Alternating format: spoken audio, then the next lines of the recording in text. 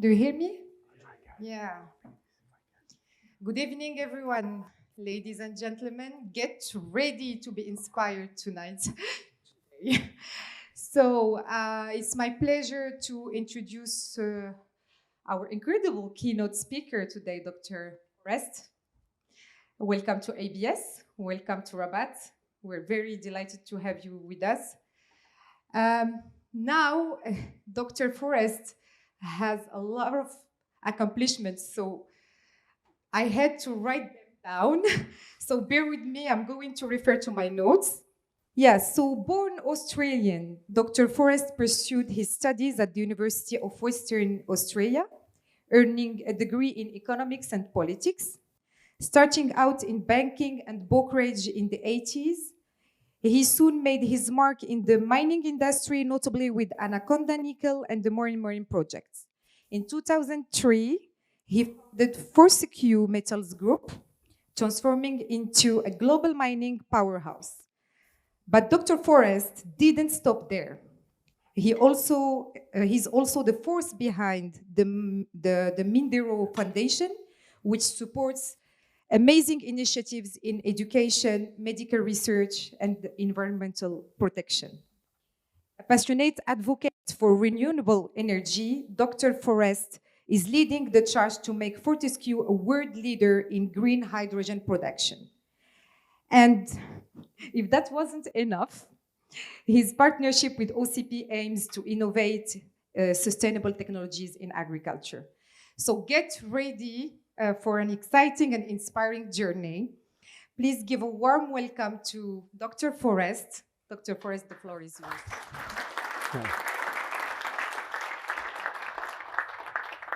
Thank you very much, and I just want to thank the mighty Fortescue team here for rolling up. They've got a lot of better things they should be doing, I'm sure, but thank you for coming, guys. Look, I have met African entrepreneurs, Middle East entrepreneurs your age from all over the world, and I got to say, I'm just so excited when I look into your eyes and I see the energy there. I just think, if you guys have a set of values which you want to build great businesses or guide cities or guide nations or governments, then you're definitely going to leave the world what I don't think my generation is guaranteed to do at all. You're definitely going to leave the world a better place than you found it. We, however, are going to do the very best we can with what we have. And so I just want to share with you that this is a quick presentation I gave to a group of global bankers. We've changed it a bit because I want you guys to be able to absorb it. But the group of global bankers was led by a chap called Jamie Dimon, perhaps the most influential banker in the world. And he holds this once a year meeting with global titans to try and inspire them to go green. And because of Ukraine and because of Gaza and all these things happening in the world, these spineless wimps were all saying they don't think they can. And the speeches which Jamie was looking at, the precepts were just saying, oh, look, we're going to walk away. We're going to have common sense. We're going to have economic growth. We're going to do all these things. That's all code for doing nothing. And when I hear a company or a leader say, we can't go green, I say, you know, you're right. You can't go green. You should get off the stage and let someone like you guys get on that stage to run that company, because you will when those people say they can't. Because there is no they can't about going green. And it's great business. The company I'm going to show you is the highest performing company on the Australian Stock Exchange for 50 years. It's Australia's third largest taxpayer. It started from scratch a couple of decades ago only. So we're going to generate revenues because we have to repay debt. We have to make sure our shareholders stay loyal. We have to pay our people. But we also have to make a difference. And that's what I want to speak with you about. So we're the technology group accelerating commercial decarbonisation through heavy industry. all over the world, prospering globally now. It's values. A lot of people said, just give me a key, Dr. Forrest, which I can take away with me, but how I can be successful. And all I can say, it's values. If you can agree on a set of values with your teammates and you align yourself exactly to those values, then you're going to do well. And I'm not saying that these are the only values, but I'm saying these are the values which have worked for me for 30 years. And I just want to take you through them. First of all, of course, is safety. You can read this if you're half interested. I'll give you a copy of the presentation. It's safety, of course, that's first. Family is second. You've got to build up this camaraderie. You've got to actually really care. And I mean genuine care. You might not even like someone, right? Say, take this good-looking fella, right? We might not even be mates, but if he's at Fortescue, I'm going to love him, okay? I'm going to protect him. I'm going to care for him. I'm going to put his interests first. If he comes up with an idea, I'm not going to claim it. I'm going to make sure his idea gets the credit. I'm going to make sure he gets encouraged over me. You all do that? You become an unstoppable force. You are building up a team. I'll leave you with a quote at the end of this presentation that's absolutely true. So family empowerment, you've got to actually really trust people. You're going to get hurt doing that, okay? 1 out of 20 is going to stitch you right up, okay? But the 19 out of 20 who you empowered, who you trusted, will make your organization or your little team you're starting great. And for that 1 out of 20 who do hurt you, don't lack courage. Have the fortitude, have the ticker to keep the course, to not change. Don't do what bureaucracies do, public servants do, governments do. Dumb everything down, change all the rules for the lowest common moral denominator. Stay the course, stay trusting, stay empowering, and just know you're going to get let down. Just cop it on the chin, okay? Frugality. There is no genius in the world without it. Any fool can do anything with an open checkbook. But it's not sustainable. And it only survives because someone else was successful and you're not. Okay, let's let that sink in. If you're not frugal, you're relying on someone else or some other taxpayer or some other shareholder or some of workmates have gone before you to have been successful, so you can be wasteful. But that value conveyor will stop at you. So frugality is everything. Working out how to do something with half the time and a tenth the money, you are changing the world. So frugality is really serious, you guys. Stretch targets. If you think you can achieve it, drop it. Drop it. Okay? Yes, it's possible. 1 + 1 + 1 = 3. We know that. Let's go for 3. Forget it. You've got to move that target out to where you're not sure. In fact, you're probably deeply uncertain. That's the target, okay? When engineers, lawyers, sorry boys, say that's freaking impossible and you don't know what you're doing, then you're probably getting it about right. I've had people where I've said, I'm trying to build a railway line, right? And I've got a feasibility study going and I've got all these railway line experts in the room and they've been doing it for 40 years and I'm just a little young muppet. And I'm saying, well, we're never going to change the world with a $4 billion railway line. We're going to build that railway line for 800 million. And I've had engineers pick up the books and throw them across the boardroom table and say, and how many railway lines have you ever built, Forrest? And I've said, none. But when we build this one, it'll be the future of all rail. Now, yes, half the engineers walk out of the room, but those half that stay, those half that accept that ridiculous target, they change the world. It's how Fortescue got going. Integrity, it's quite simple. Do what you say you're going to do. Don't bluff. Just do what you say you're going to do. We all make mistakes. Enthusiasm. Try to be the most enthusiastic person in any room. It doesn't mean faking it, right? It means working out what's good and promoting that. And then being honest with yourselves about, okay, that's not so great, but hey, you guys are a really smart group of people. We can do better than that. Come on. That's enthusiasm. It goes by another word, leadership. There are no unenthusiastic leaders. None, not anywhere in history. Okay? Leadership and courage are the two least understood nor valued terms in the world. When you see your leaders, whoever they are, making bad decisions, what you know is they don't have any courage. If you don't have courage, what are you going to do? You're going to just look after number one. Make sure you get voted in. If you've got courage, you're going to step out. You're going to do scary things, which shareholders are going to love you for. You're going to have a bulletproof plan A. Sorry, a bulletproof plan B. Provided you've always got that team, then go for your crazy brave plan A. You know, that crazy brave plan A is likely to fail. Be prepared for failure, but shoot for it anyway.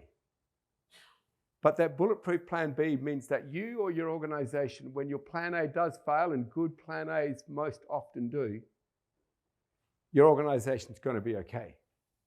And if you have that attitude, you first put a crazy brave plan A first, because there is no plan A without a bulletproof plan B.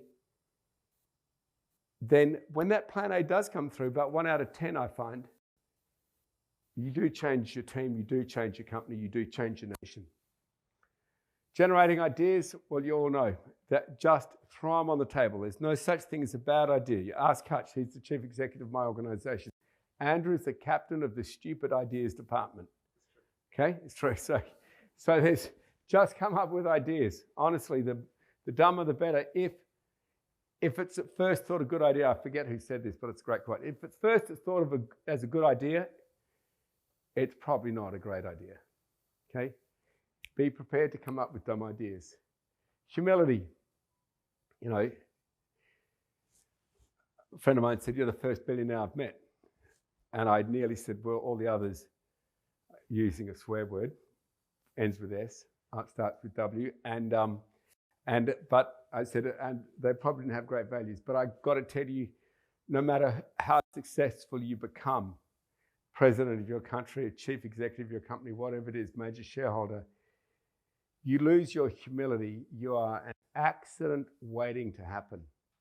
You start to think for 1 nanosecond that you're better than someone else. You are the accident waiting to happen. Keep your humility so that whoever God you believe in loves you equally, not more or less, than anybody else on this planet. And know that you are very, very precious, but no greater than anyone else. So these are core threads, they all tightly woven. So I've had a chief executive, not Hutch, but I've had a chief executive understand that it's all 10 values or none. And when you understand how difficult that is, and you have to lead your organization not through command and control. Any idiot can do that. But through values, where you're going to hold people and the most important person, yourself, to account for the values, then that is really hard. But if you want a key, ladies and gentlemen, to success, it's that. Manage yourself, manage your team through the values, not the P&L, not the balance sheet, but through the values, you will become successful. So that's that point. It's not a smorgasbord to say, oh, I'll have an anchovy and I'll have an egg. No, you have the whole smorgasbord or you don't eat. That is the values, all 10 or none. So agility over perfection, that's not actually that original. Fast, nimble, you just have to know that if you did it before, but yesterday and the day before that, it's probably time to change. Right? At least challenge it. just because it's done last year, it's always been done like that. Definitely challenge it. Okay? You guys are young.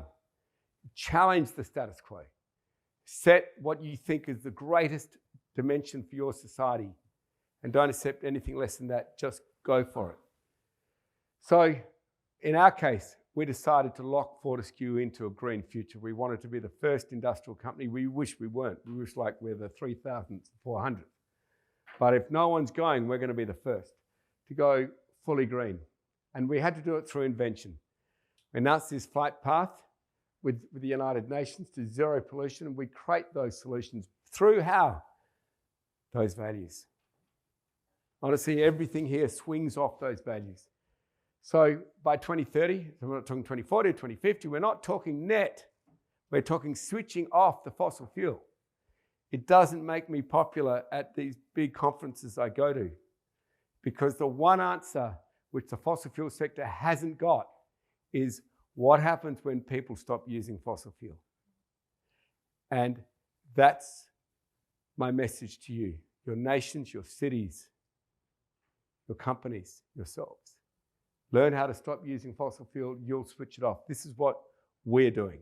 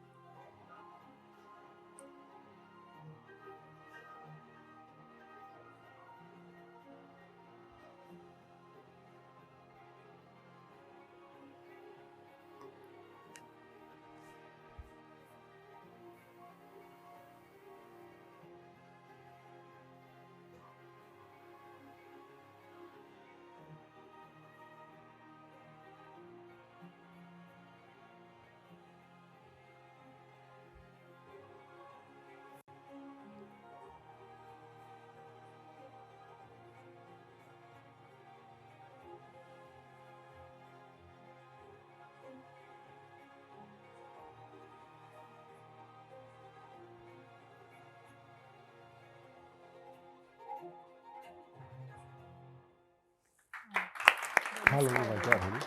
Sorry? How long have I got? I've got 30 minutes. Okay. Right. Okay. So you probably recognize that's pretty collegiate, right? We are Fortescue. So it's saying nothing great about all those machines, nothing great about this huge company. What's great about it is the people. It's the people, okay? There's nothing more important. So that's roughly what it looks like. Just to put it on a map, what we're doing. And remember, please, this company started from scratch, right? So zero zip. So when you see, okay, they've got to build a new port, they've got to build 3 massive energy storage and battery systems, pieces of software, 800 pieces of mining equipment, and we've got to get 20,000 people to say this is a good idea. Because they all come from oil and gas, like everyone here. Your mum and dad, your grandparents, all oil and gas. So even in beautiful Morocco, to get Morocco to shift, right? You've got more energy in your country shining and blowing over it than all of Saudi Arabia ever had underneath it. Okay, so that'll apply to your own countries wherever you're from. Just work out how to crack it. It's there. It is there. But I recognize change is difficult, but that's what we are. If we think we're going to improve without change, forget it. Everything starts with change. So these are the green solutions, and we're sharing these solutions. Like, come and join us. That's what you saw.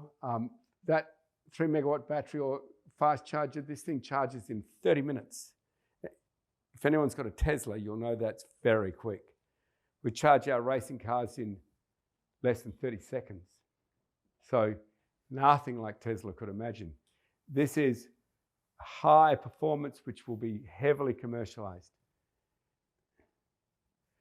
Hydrogen powered haul truck. You can make so much hydrogen in your countries. Wherever you're from, I promise you, hydrogen is the mobile fuel of the future. It's tricky to transport, but pipes love them. It's tricky to store, but in small vessels. But technology is changing quick, and you will be able to transport it and you will be able to store it. So as you know, we've built the world's first pollution-free ship, train. That's the Infinity train. This is actually really interesting. It's got no energy source on it at all. It's only got a battery. So as it takes 500-600 kilometers away, the iron ore down a hill, very shallow hill, right? Lots of bumps in between. It's got enough energy to send that empty train all the way back. No external source of energy, therefore no pollution. And so just next year, the steps we've taken the last few years will start saving shareholders millions of dollars. And that's our target. Eliminate all our fossil fuel, not net.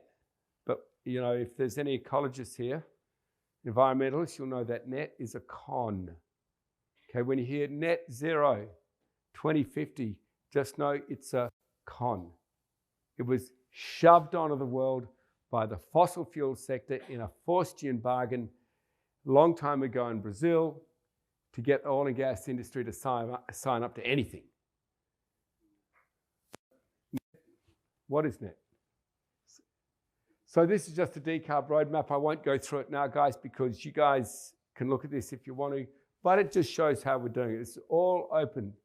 You know, every mining company who wants to compete with us, they can get our IP like that. Here it is. Decarb roadmap out to 26, 29. Largest wind farm complete, 28. That's really 28 is when you'll see Fortescue go to next to nothing in fuel. So what do we mean by real zero? Just no fossil fuel offsets and no con. Okay, that's it.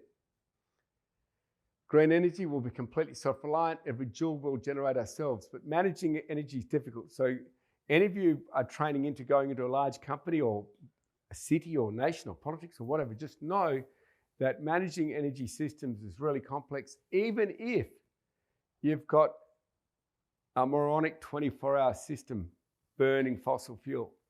It's still tricky. Put into that an intermittent source of energy like renewables, it gets really tricky. Solution, spend stacks of money, get in huge batteries, don't worry, taxpayer will pay for it. Real solution, spend very little money and be really smart. Manage your systems. So that's what we're doing. At All Energy Networks will face this challenge. We're just the first to demonstrate it at scale. Doesn't matter your city, your nation, you're going to cop the same challenge. And it's a great challenge. Why not? That's what we're here for, to think, to change, to drive solutions. So we're tackling it head on. Large-scale battery systems, molecule storage to provide that flexibility and lowest cost. Read lowest cost. We're not asking shareholders or citizens to say, oh, you're going to have a higher power bill. That's just bone lazy leadership. No. We've got to get those power bills down. Yeah, you might have carbon taxes to penalize those who want to destroy your future through being too lazy to change. Sure, tax them. But if they're not, then you'll find ways all the time to drive solutions. So we're investing deeply in the demand we can flex over the good times and bad times, where this is beyond extremely nanosecond human thinking, so we use AI to drive our decisions, and AI makes the decisions simultaneously and instantly. We run our entire complex mining system on these systems, and we're learning fast. We're continuing to extend our lead all over the world, and we're happy to license this technology to governments all over the world. Now, remember, this was written for bankers, global bankers, and they're looking at this and saying, what? You'd have gone through all this pain, created an $80 billion company, driven it into green energy, taken all that risk, you'll give it to us? We'll just license it out? Answer is yes. We want this world to go green. So cities, regions, countries go green without over-investing, and it's a good investment. When we stopped burning 1 billion litres of diesel a year, this project would have cost us $6 billion. But it will save us each year $1 billion. Straight to the bottom line. So don't let anyone say, oh, you know, we can't afford it. Say, you're right, you can't. What about you get off the stage and let someone competent run your company or country? Because they can. So we're decarbonising profitably and not just Fortescue. The mining industry, the shipping industry, steel making industry, heavy truck industry, rail industry, in fact, all heavy industry, the part of the world which is so-called impossible or very hard to decarbonise. Proof, you can. So take green iron. I'm just going to give you very quick examples. You've got an iron ore industry all over your parts of the world, I feel sure, and you rely on steel everywhere. But I'll be quick on this, so if you've got questions, you'll have time for them.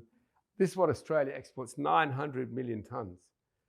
China, our best client, consumes 1.6 billion tonnes. Can you imagine the pollution comes out of that? It's a multiple of that gets burned in coal.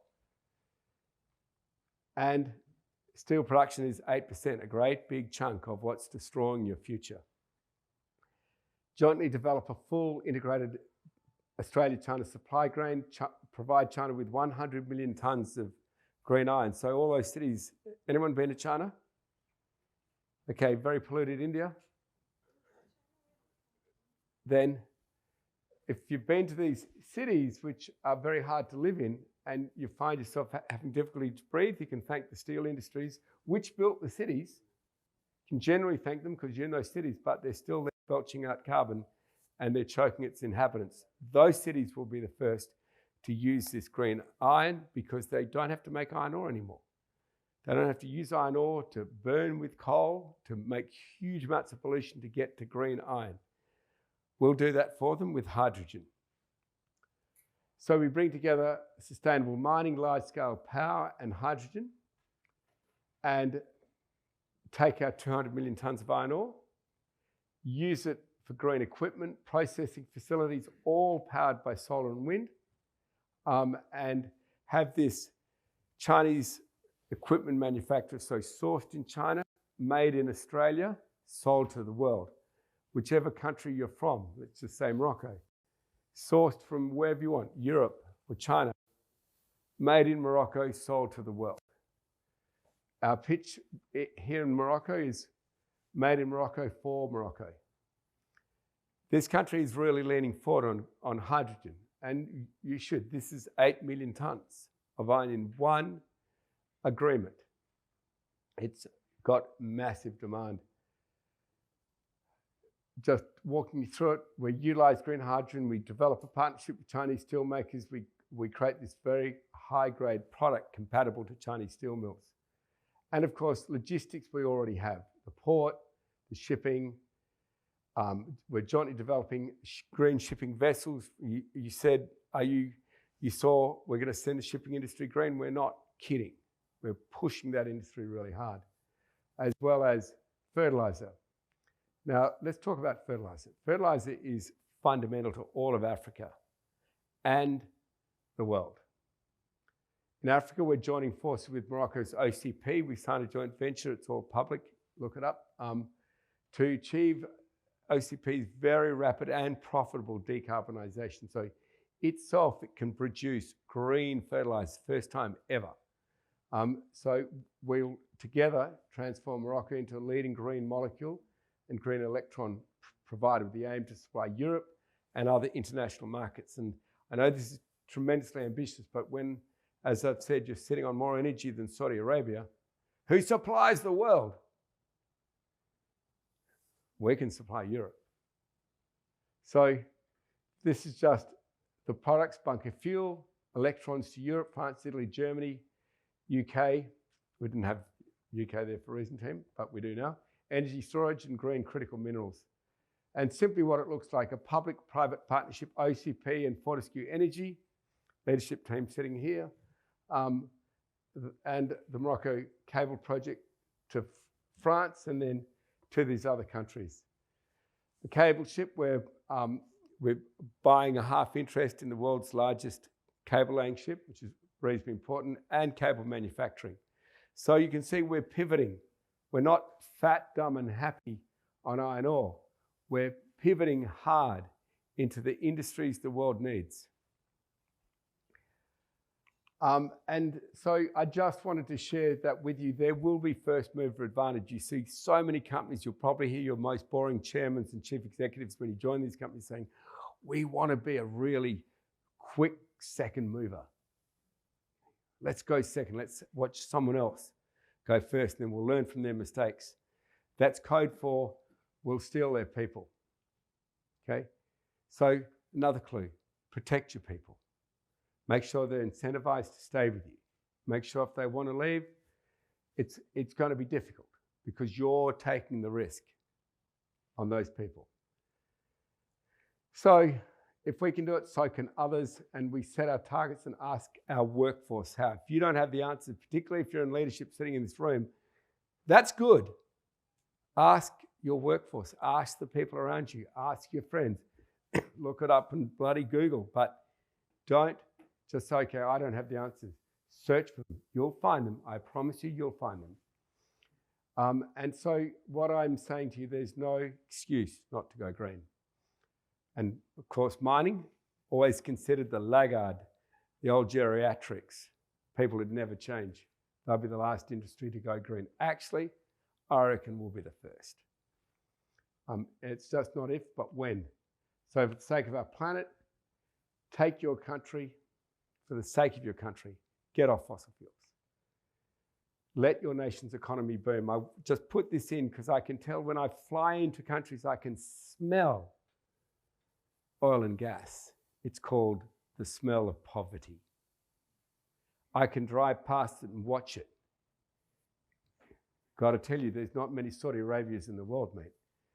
Those countries which are beholden to exporting all their hard-earned dollars to keep their own fossil fuel going when they could make it at home, I can assure you that's what keeps countries broke.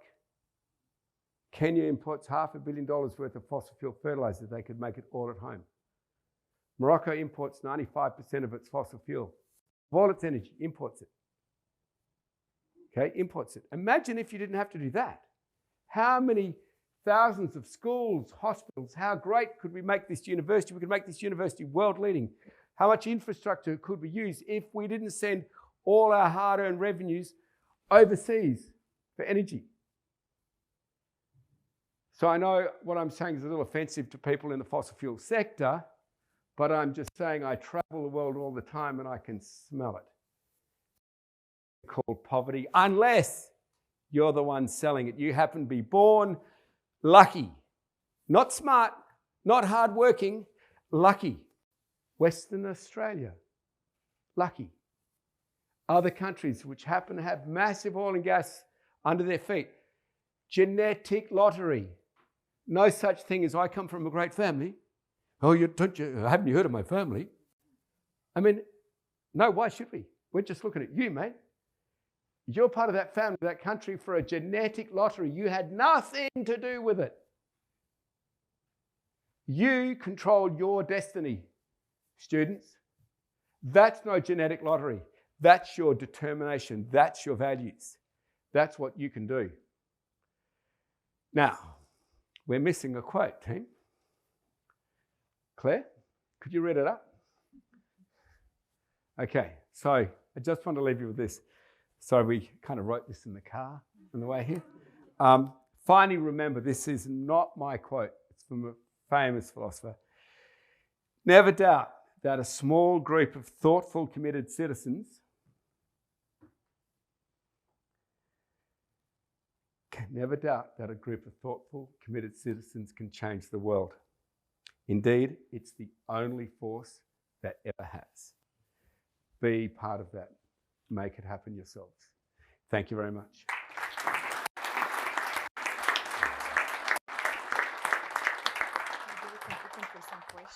Ah, yeah. Want to ask questions?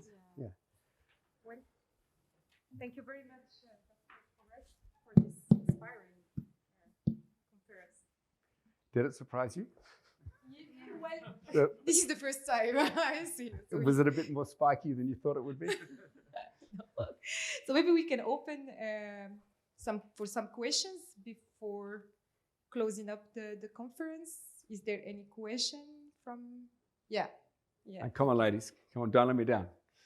Is there any lady who want to start before giving the mic? Man over here. No? Yeah, well. Okay, we're going to start with the gentleman. Girls, lean forward. I haven't introduced these guys because they all start with male names.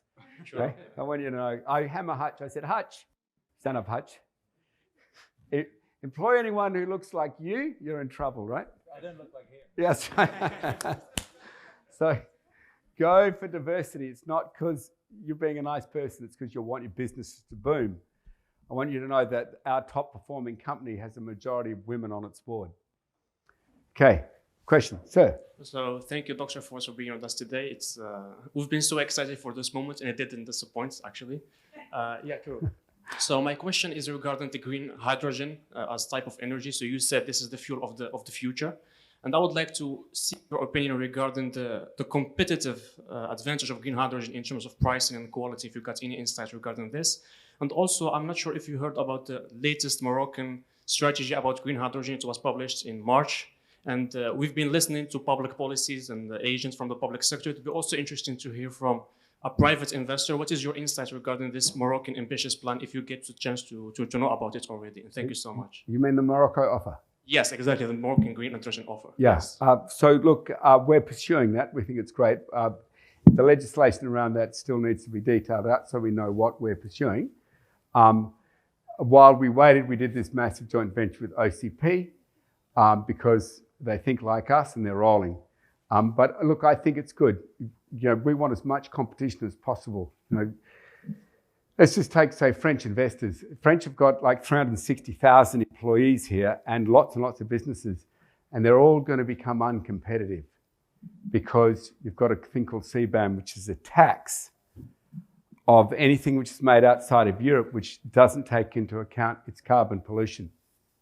Now, I think that's super exciting for Morocco because all these businesses, plus many others, if we can provide these businesses with green electrons, then bang, they're automatically more competitive than most green industries and most industries in all of Europe and the rest of the world because you're green and you're not getting that tax as you sell your products to Europe. So I think it's a really good idea. I'm encouraging the government to go for it. And I'm also reminding the government, hey, you know, I drive past a lot of people who are very poor deliberately, and I'm thinking, why do you still send 95% of your revenues for energy overseas? What more could you do with that if you built them here? So I think it's a really good idea. Now, hydrogen right now uses about 70% of its energy, so you get energy from the sun or the wind, right? And then you waste a truckload of it before you can use it as hydrogen, 65, 70%. That's the same as diesel or petrol, right? You're only left with 65 to 70% of the original gigawatt horsepower you had in the ground. So I think those two are going to match up. For those countries who are putting an initial subsidy on hydrogen, they will go first, but eventually taxes and other things which are designed to protect people like you from what's going to happen with global warming, that they'll become uncompetitive. So I'm delighted to see Morocco going first. And if you notice any passion about my attitudes to global warming, I have to admit to you, I'm a marine ecologist. And as you sit here, if the temperatures suddenly rise, you're going to be okay. You're a thermoregulated organism. If you're a species of fish and the temperature changes, you die. That's it. That's what's happening in our oceans. So I'm pretty passionate about putting a close to global warming as quick as we can. Thank you. Any other questions, probably? A lady now? There's a lady here, gentleman here, another gentleman at the back. Yeah, why don't you choose? I'll get in trouble. No, so you get in trouble.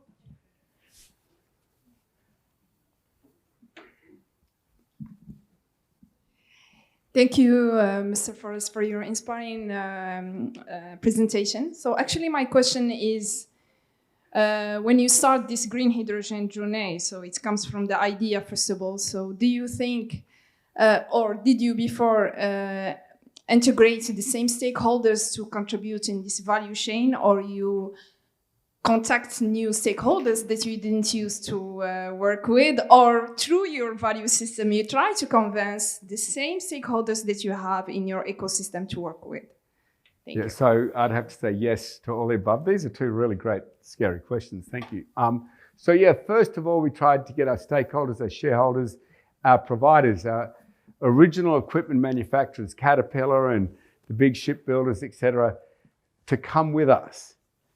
And they wouldn't, right? I remember the arrogance of these people saying, you want a green ship or you want a green truck, you're 2035, 2040, if you're lucky. And I'm saying, no, I want it mid this decade. It's just go for it, do it yourself. And I said, well, I'm going to. And now we're a heavy competitor in shipping engines. We're a heavy competitor now, and they're going to follow. They'll do us out of business. But it'll be this decade, not next. And trucks, we're a savage competitor now for all drivetrains in big trucks. So yeah, we had to change out many stakeholders. And shareholders, some shareholders sold out, right? We had shareholders who didn't believe in us and they've sold their shares. But we went from 40,000 shareholders to 200,000 shareholders while others sold out. So I'm happy. We've outperformed BHP, Rio Tinto, Vale, all our peers by a solid margin. So I'm still happy. Sir, and sir. Blue shirt, white shirt. And tan shirt first. Thank you, sir. Okay, my question is more into the environmental side of the lecture, sir. You made mention of the production of the hydrogen from water and ammonia. I understand something in the valorization of the hydrogen in general. Obviously, we will be getting a product and a byproduct. Let's say in the concept of ammonia, we'll be releasing nitrogen into the atmosphere or wherever it is. Won't there be another fusion of the nitrogen into another thing that might form a new compound that will even affect the sustainability of what we might not know? And in the grand scheme of things, when I'm looking at it, I see that hydrogen is one of the things that is growing exponentially. I mean, in the fuel region now. And from the understanding of what your organization is doing is even going wider. And if peradventure, there are different shareholders all across the board around the world that are creating this same formation, will there be more like an integrated situation of different emission of the byproduct of the production of hydrogen? Else, you are sure that in the production of this hydrogen from even water itself, water is a major challenge. I'm an environmental engineer. That's why I'm coming from this angle. Now you're going to ask a question, right? Yes. Yeah, because I'm gonna enroll into this lecture because I should be listening to this more. But anyway, throw me the question. Okay. So is there any impact in the production of hydrogen from this compound to the atmosphere in the area of sustainability? Yes, there is. So being an environmental scientist, you'd know the water mass, water balance of the world never changes. It's fixed. It go from ice to atmosphere to liquids to whatever, but you can't get rid of water. It's there. However, fresh water, potable water is scarce. So one of the reasons why I love hydrogen is that you can take water which is no use for agriculture or for human consumption or animal consumption. You have to put it through a filter anyway. You've got to split oxygen from hydrogen, that's it. You have to split those two molecules, so you can't have a lot of impurities, so it's got to be pure water. So you put it through, obviously, any kind of filter you choose, and then you split that. When you burn that, of course, it goes to fresh water. It doesn't matter the source was salt water or oceans or sewage or whatever it was. The end product from creating energy is fresh water. So when you talk about, say, the mass balances of water in the world, over time, you'll shift more unpotable or more non-drinkable, non-useful water to useful water. That's the end result of a massive hydrogen industry. Thank you, sir. Thank you.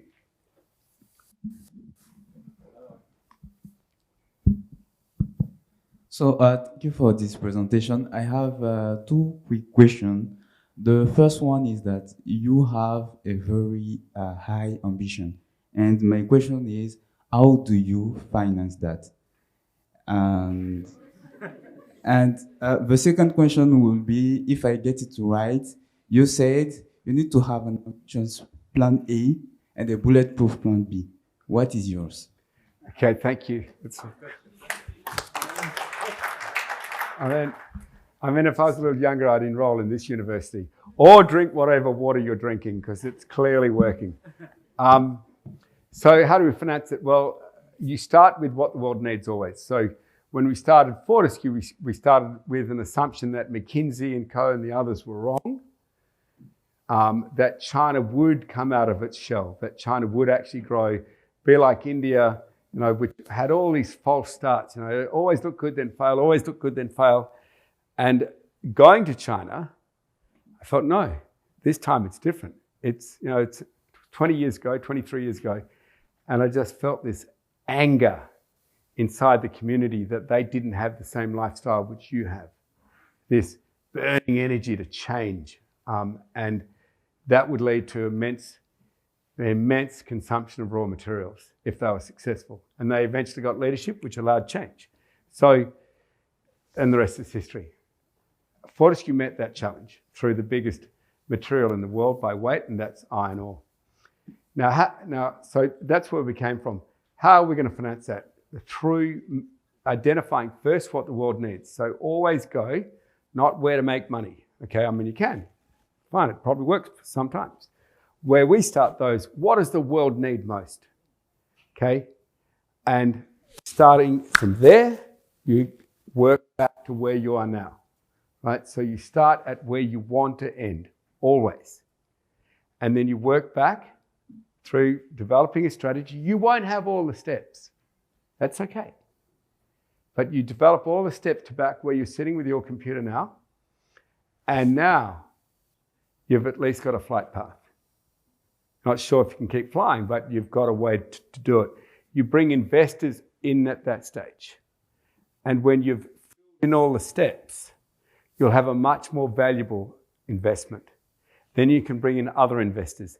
And when you've proven it, you just need to have that big jump to build it. Then you started, remember where you started, what the world needed. Now you've developed how to supply it. That jump is project finance, corporate debt. That's how you make the jump into existence. Okay, and that's what we're doing now. So we've borrowed about $85 billion off the US capital markets, and we've repaid $85 billion, nice change, right? You actually give it back. And so we have that reputation, identifying what the world needs and meeting it. Our plan B is just go back to big, dopey, profitable iron ore. That's not going to happen. Okay, that's not going to happen, but it's there. And we didn't step out into this crazy brave plan A without that bulletproof plan B. All right. Thank you, Dr. Forrest, for your presentation. This is the first time I've had a passionate presentation about going green, and you sound convincing. I'm on board. But my question is, when you are moving to all these amounts of energy, that's a lot amount of energy, especially in the mining sector. And we know that this power generated, especially from solar, has to be stored. So when it comes to the lithium battery, these are also having expiration dates. So after this, their disposal also comes with challenges. On this large scale, what's the plan to control this? Okay, scary good question. So for the world to transition, we've got to actually transition, not talk about it. Okay, so that means we're going to need whole heap more electricians. Okay, instead of plumbers and pipes, we're going to need electricians and wires. So we're going to cross that big thinking. And then we move on to all the other skills, which you need when you move electricity around. So electricity is the cheapest form of moving power in the world. There's nothing to match it. It's nature, right? But creating it is also just as cheap if you use nature. It's the cheapest, not just the most transportable, but the cheapest form of power in the world as well. Trouble in paradise, there's always one. It goes down at night if you're relying on solar and doesn't often blow exactly when you want it to, when you've got big, heavy industry relying on it from wind. So you've got to have that backup system. So I think we have the backup systems now. Just to tick off your question, take the raw material like lithium. It's not the only raw material out there. You can use iron, you can use all sorts of material, not just lithium. But say if you're just going to use lithium. The predictions of what lithium consumption or copper consumption was made on, where the world would run out, and everyone overinvested in lithium, which is why the prices crashed, was made on assuming technology was static, didn't change. A stupid assumption. We can show you racing car engines which are this big, electric racing car engines, which now put out a lot more horsepower, and they're this big. Technology, way less lithium and copper required for that little tacker, even though it's explosively more powerful. So I don't believe for a second the world is going to run out of raw materials. The recycling, which is the last part of your question, has to be there, okay? We've got to stop thinking of a battery as a inert, dumb object, okay? It's not, okay? It can talk to you. It can tell you how to run it. It can tell you when it's becoming a little dangerous, like it might catch fire. All of these things, it can shoot up to the cloud, and you can manage your battery systems. It will even tell you when to take it out of being a mobile battery to just backing up a big power generator for a city. And then it will tell you, my life there has run out. Now's the time to take me back, break me down to my raw materials again, and 100% recycle me. So at Fortescue, and I don't know if we've done it yet, Hutch. Hurry up, Hutch. At Fortescue, we're saying, we don't want to sell you the battery anymore. We want to rent it to you, hire it to you. We want to make sure 100% you get every bit of life out of that battery you can, but at the end of the day, you give it back to Hutch. And he totally recycles it, gives you another battery. Okay, that technology was not there 5 years ago. It is there now. So we have no excuse to run out. And that's one of the reasons why I'm excited about the future. The other reason I'm excited is that hydrogen is great to make ammonia, which is great to make fertilizer, but it's not so great for heating. And you need heating to drive steam turbines to, say, provide power. If you want to keep France going from Morocco, we could probably do it with about 70% renewables, but that 30% switches off France, so they're not going to cop that. You say, well, you fix that, Morocco. There's a way you can make hydrogen without an electrolyzer. No, without a membrane, rather. As soon as you put a membrane in, it changes one molecule to another. You need a lot of fruit in that piece of equipment. If you don't need that membrane, all that fruit collapses. You now have a low capital cost. You started with quite a low operating cost because that's renewable energy. Now you've got a low capital cost too, but that power is impure. It's still, that hydrogen still has a lot of oxygen in it, so you've got to use it quickly. I know we're working out how to do that, but if we can crack it, then we'll be able to drive steam turbines, which is the most basic form of energy creation in the world. It's just think of an old train set, and we will be able to provide all that firming power from an infinite source, which is wind, water.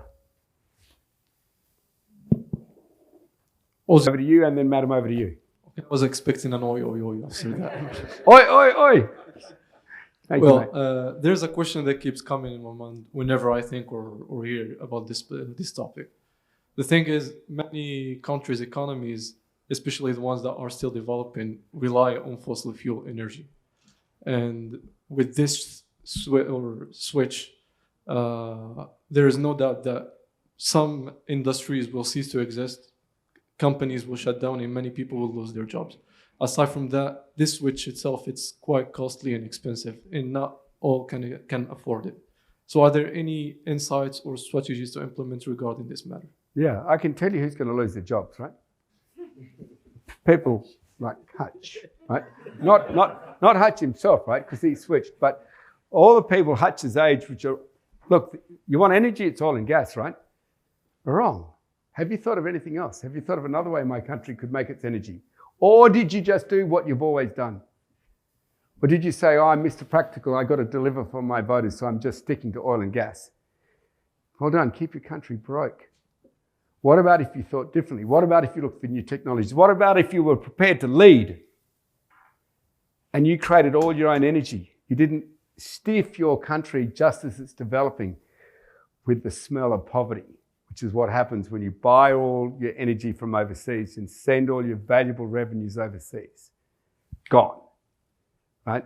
What about if you made it all here? Created jobs here, created jobs not for people like Hutch, but for people like everyone in this room, young people who are looking for adventure, looking for new industries, looking for the future, not clinging to the past because that's all they know. And I say to those political leaders, you're not leading at all. You are just keeping yourself in power. You haven't told them that your country could do all renewable energy. You haven't shared with them there's another road. You don't want to take the risk. You're just a politician, but don't think for a second you're a leader. You're just a politician. It's a conversation I have with politicians, not all of them. But countries have got to realize and look, where have I got a renewable energy advantage? It could be hydro, it could be solar, it could be geothermal, it could be wind. But I haven't met a country yet who can't do it. Just got to look. It'll be there. Particularly as battery storage, energy storage gets so much more efficient. So I don't mean to be rough on people my age, right? But I am saying if we're not prepared to lead, we should get out of the road for people your age to lead. Madam. First, thanks a lot for your presentation, especially the impactful value that you shared with us. I think that I have the same question, but okay. As today we are talking about green jobs, and please, can you provide us some advices, especially the skills, hard skills and the soft skills that we have to develop in this field? Thanks. Okay. So I'm really happy we're at this university because one of its major pioneers really understands green, which is Mustafa Turab from OCP. And the other is your king. They really get it. So when we look at a fossil fuel industry and automating Morocco, say, or automating Africa, you're thinking we're going to lose jobs, right? Of machines, automation, AI is going to take our jobs. I have no evidence of that at all. None. If you think of the biggest automated company in the world, you probably think, oh, it's got to be Google or Amazon or Rio Tinto or someone. No, it's not. By a mile, it is Fortescue. When we automated enough trucks to send them around Australia 4 times a day, automated, our workforce went from 12,000 to 20,000. Now, how did that happen, right? All these people lost jobs. Actually, they were retrained and the workforce is now higher paid and a lot bigger because we lowered our costs. We became much more competitive and we increased our production. Everyone won. And that's what must happen. If we focus in our education systems on green energy and automation, AI, we're just going to have much better jobs, not less jobs. You might not work as hard. Maybe you'll work less hours for the same reward because you can flick the crap jobs to AI, but you'll have better lives. So it really excites me and I'm not concerned because we've lived through this. I'm not concerned that there'll be a collapse in employment. Won't happen. Just keep on driving universities like this and you'll have employment at full.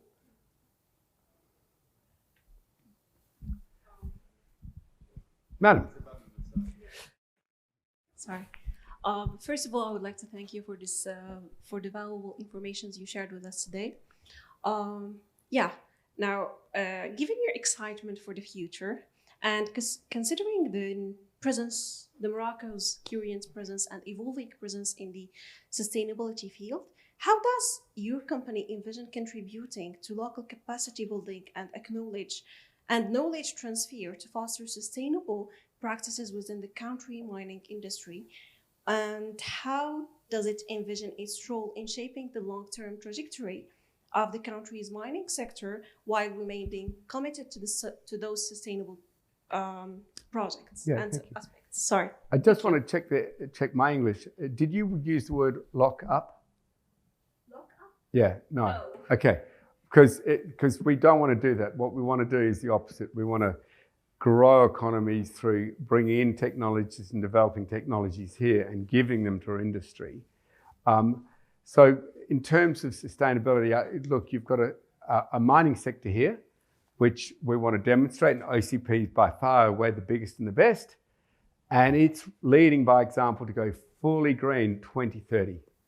So that will be a massive example. We've had BHP and Rio Tinto in Australia, the 2 largest mining companies in the world, quickly following Fortescue, because going to the lady's question about stakeholders, their stakeholders are pretty much the same as ours. Like OCP's has a stakeholder, it's called the people of Morocco. So does everyone in your mining industry has a big stakeholder, the people of Morocco. The people of Morocco want to see profits from the mining sector and fully sustainable.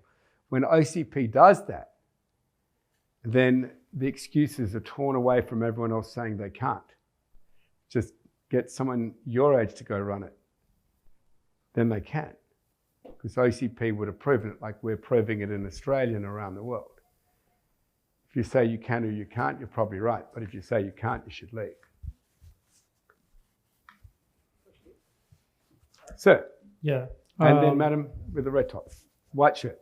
Thank you very much, Mr. Forrest. Very simple and wide question. What is your vision and your hope for Morocco in terms of hydrogen within 2040? Okay. To be one of the leading hydrogen producers in the world by 2040, to have helped Europe meet its objective of 90% down by 2040. That is their objective. It's their official published objective to be 90% down on carbon pollution by 2040, and to have been a key player in that through vision of leadership in Morocco today.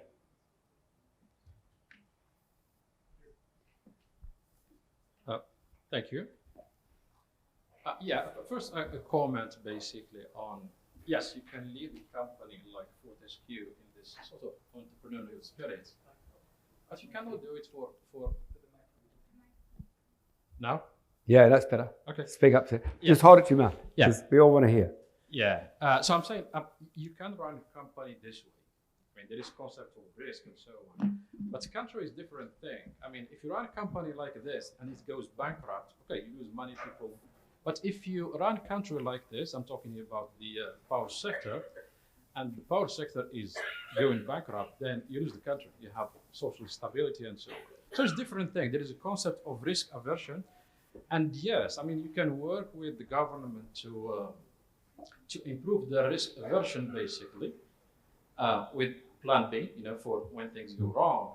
But definitely, the spirit, it doesn't fit 100% well with the mandates of the government. That's just comment.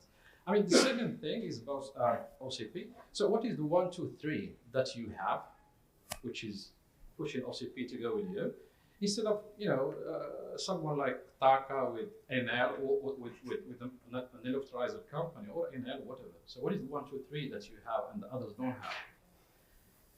The third thing, basically, I mean, we keep talking about hydrogen, and there's something you have mentioned is basically that goes with hydrogen is the king copper, basically. So, and I guess you are happy because just 1 hour or 2 hours ago, your friend Mike Henry got a punch in the face. He went after Anglo, but it didn't work, basically. So my question here: how you see this reverberating in the copper sector, basically? Okay, thank you. So look, just remind me if I don't answer. A, countries can go green. Okay, I just want to challenge that right there. No company could ever go green quickly until we stepped up and proved it could. Countries will go green. Those countries who say they can't will just lack the leadership. And I understand the complexity of systems, and I went straight to it with the development of artificial intelligence and demand control, demand and supply, absolute maximization, and of course, major storage systems. I think it's riskier myself, by a mile, to continue taking the dreadful risk you would propose as a fossil fuel economy to rely on what Vladimir Putin might do. Hang on. You're talking about risk. Okay, I want to talk about risk. Putin invades Ukraine, the world goes into hyperinflation. Venezuela blows itself up. We have a huge energy problem, right? That's high risk. You can't control any of that. Zero. You're shot. Because you thought, let's just stick to what we're doing, right? We know that risk. That's very risky. To do nothing is very risky. If you can work out how to supply your own energy, you're eliminating all that foreign risk.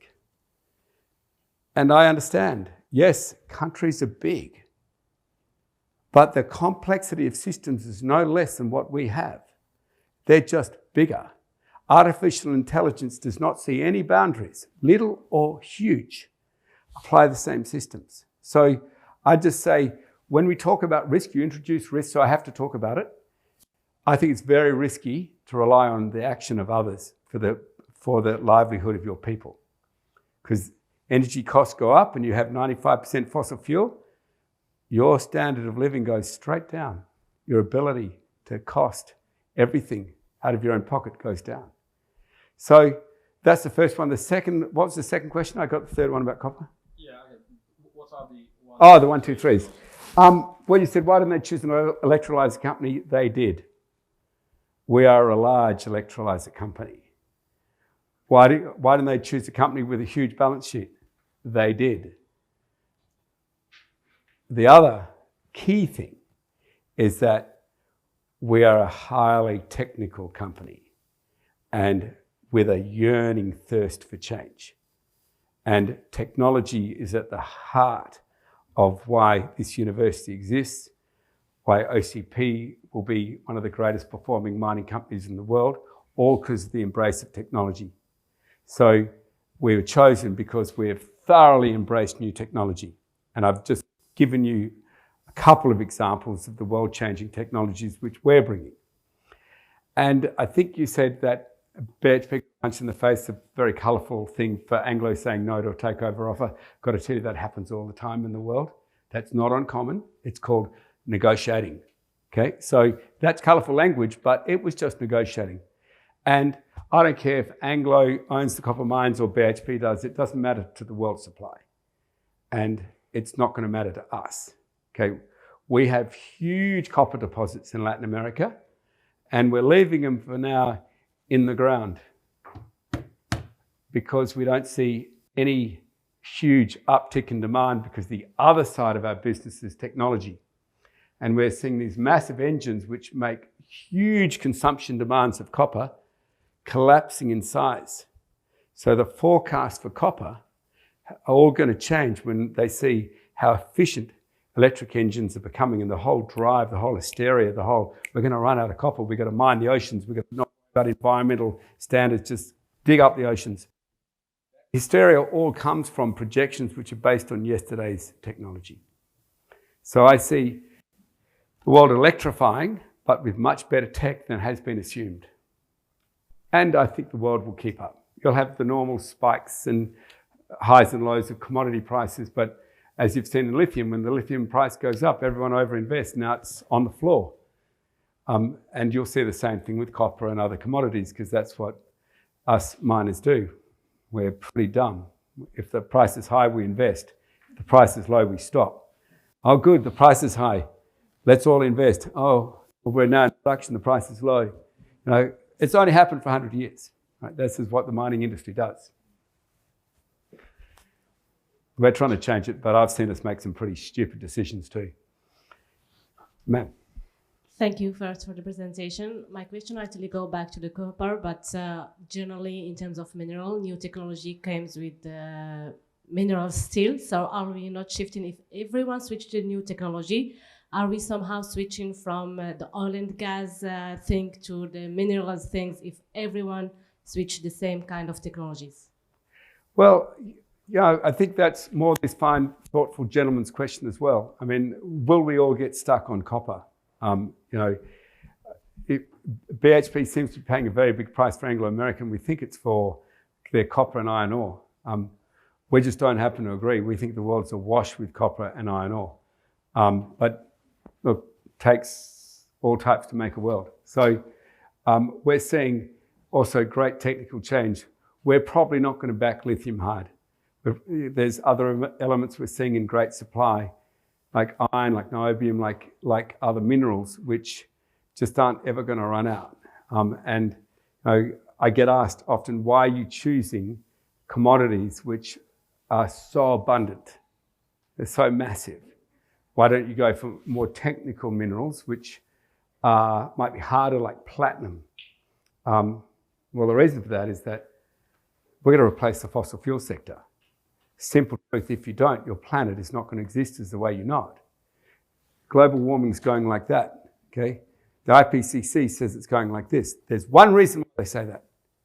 They've got to get consensus. Everyone's got to agree, okay? That's the only reason they're saying it's going like that. Step out of that, they're only say it's going like this. So we don't have a choice. We've got to work this out for humanity, for every biological species. And technology is changing all the time. So I'm always plumbing. It makes it difficult for these guys, plumbing for technologies which use materials which we'll just never run out of, because the responsibility in the end is to end the fossil fuel sector so we can survive as a biological species. Thank you.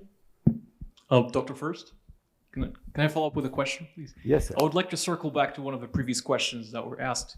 It's with regards to how do we actually incentivize many fossil fuel rich countries, because what you mentioned was actually very on point, and it does work for many developing economies. For instance, let's say Morocco's that is not really sitting on a lot of oil and gas reserves, fossil fuel reserves. But let's look at the case, for example, of Angola. There have been significant gas and oil exploration, discovery recently. So for instance, companies with operations in such countries that have very easy, immediate and cheap access to fossil fuels, how would you, let's say, commercialize or propose your added value, which is in fact a solution which is very financially viable, but there definitely has to be something more to that package. Yeah, so it's a great question, thank you. Let's make it harder again, not just Angola, let's put in Saudi Arabia. Okay, so that becomes really hard. Okay, the beauty of Angola and Saudi Arabia is they've got stacks of sunshine And in very large parts of Saudi Arabia, they've got some of the highest wind efficiency in the world as well. I mean, massive. Now, that wind efficiency is basically all over Angola. So, yes, I think it's really wonderful they've made all these discoveries. However, it's going to lock them into high-cost energy. When they've got so much sun and so much wind, and I know that there's big petroleum companies there saying, let us dig it all up for you, we'll pay you all these taxes. All you have to do is sit in your chair, be fat, dumb, and happy, and take the revenues from us. Job done. But then I say, you're just a politician. Don't pretend you're a leader. Because Angola also has massive sources of sun and wind. And think of that first. Before you just jump into bed with big oil and big gas because they've discovered a product they want to try and lock renewable energy out with, which is fossil fuel, again in your backyard, just think about your own backyard. You might have all the energy you could ever want. Export it to South Africa, export it across Africa, right here in Angola, without digging a single piece of dirt. Saudi Arabia can really change because while they've got the lowest cost, sweetest crude in the world under their feet, they've also got massive renewables. So if carbon taxes start to get thrown at Saudi Arabia really hard, then you watch them switch. They've got the money, they've got the technology. They're not going to switch until there's an economic reason to, but then they can. I'm being told I've got to wrap up. Any other quick questions? Well, I think. Oh, sorry, got to look at the time, guys. The conference. I do apologize. No, thank you. Thank you very much for this wonderful conference, Dr. Forrest. Thank you for your generosity of the exchanges during this conference. Really, we appreciate it. I invite you all for a coffee break, during which maybe we can continue our discussion with Dr. Forrest. And thank you very much for your participation. Thank you.